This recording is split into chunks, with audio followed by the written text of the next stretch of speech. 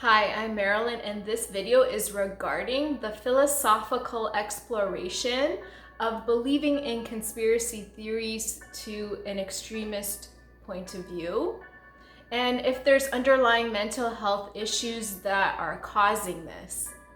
This video is going to explore some of the research that I've done and also my own intuitive point of view and my own experience of dealing with people who do believe in conspiracy theories and my intuitive observation of them. So this is not meant to be confused with believing in conspiracy theories occasionally. If you're still able to form great relationships, have hobbies and interests, and you have a good sense of self and a good self-esteem, you barely want to talk about it with other people. It's not something that's on your mind.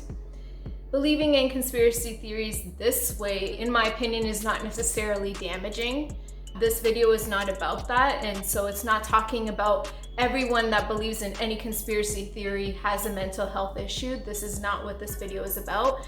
It's about extremist beliefs to a point where you want to talk about it with people you come in contact with.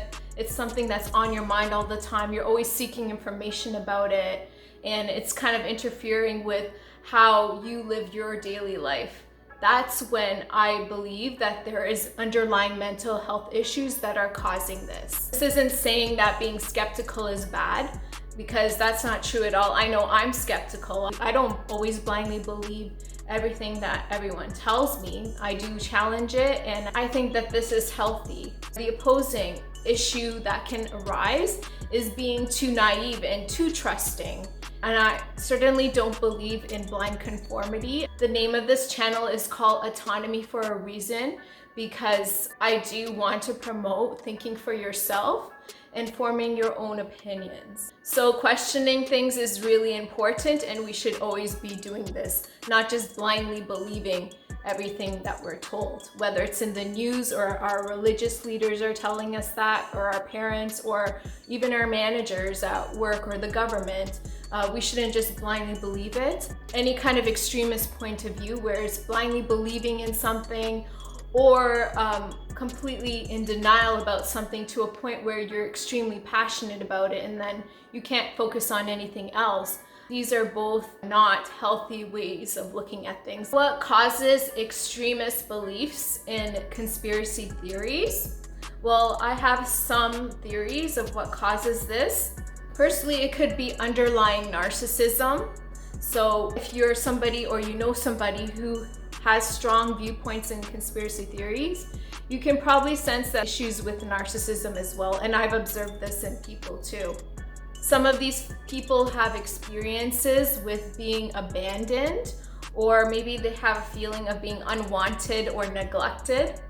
And so they have to develop this persona of needing to be right about something so that they don't focus on their feelings of loneliness. There could be underlying post-traumatic stress disorder or complex post-traumatic stress disorder. So if they've had some traumatic experience from the past, it could cause them to be mistrusting of other people, especially if they were raised by parents who had mistreated them. It could cause them to be extremely mistrusting of things, so that they can grow up to be very mistrusting of information. Some people have anxiety. I think anxiety is the top thing.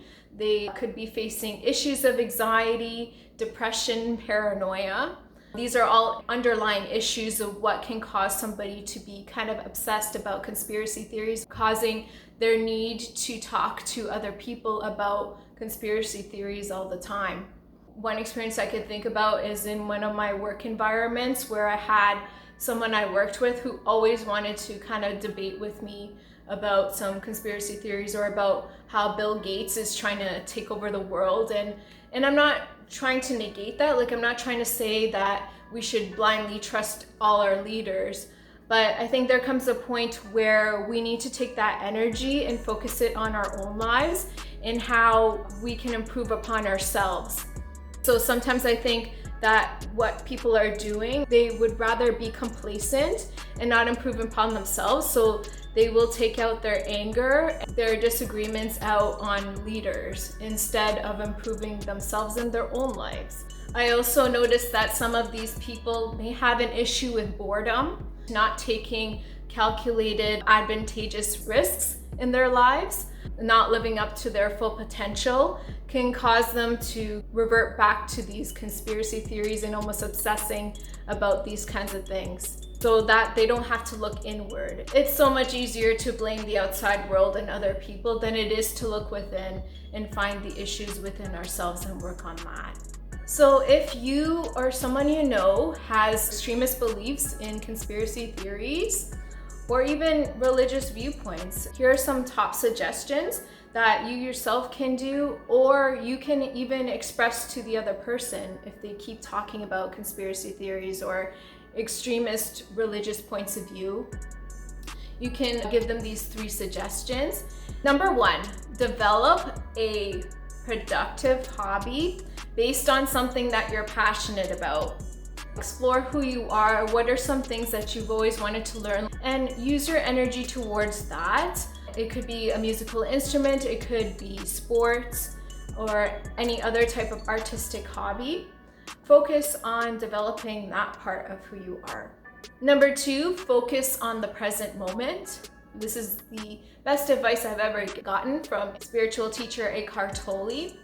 Instead of being obsessed in your mind about all the problems of the world and, people like Bill Gates trying to take over the world, instead of focusing on that, focus more on the present moment of your life. Or if you're really passionate about these things, then do something where you can take action to make positive change. Instead of just thinking about it or talking about it with people, if you're really passionate about it, take action, right? But it's always reverting back to the present moment and looking around and using your senses to explore your environment. Number 3, if you have mental health issues, seek help. This could be in the form of therapy. There's all different kinds of therapy, but you don't have to do it that way. You could also seek it in terms of spirituality. You could take that kind of route. You could take a route of, reading lots of books about inspirational people. There's various ways on how you can help yourself. Definitely seek out help if you need it.